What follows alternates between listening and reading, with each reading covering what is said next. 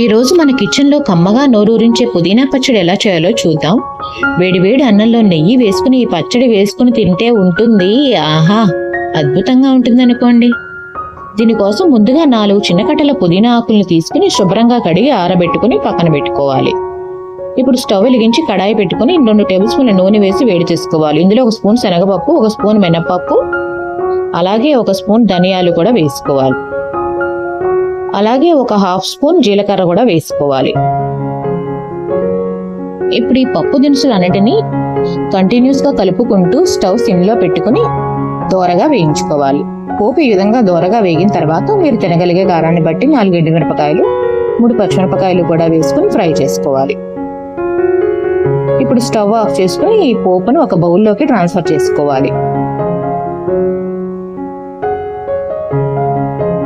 ఇప్పుడు స్టవ్ వెలిగించి మళ్ళీ అదే కడాయి పెట్టుకుని 1 టేబుల్ స్పూన్ నూనె వేసుకుని అందులో మనం ముందుగా కడిగి ఆరబెట్టుకున్న పుదీనా ఆకుల్ని వేసుకుని కంటిన్యూస్గా కలుపుకుంటూ చక్కగా ఫ్రై చేసుకోవాలి.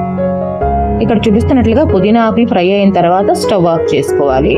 ఇప్పుడు ముందుగా చల్లారబెట్టుకున్న పోపును ఒక మిక్సీ జార్లోకి తీసుకుని తగినంత ఉప్పు, 1/2 టీ స్పూన్ పసుపు వేసుకుని మెత్తగా గ్రైండ్ చేసుకోవాలి.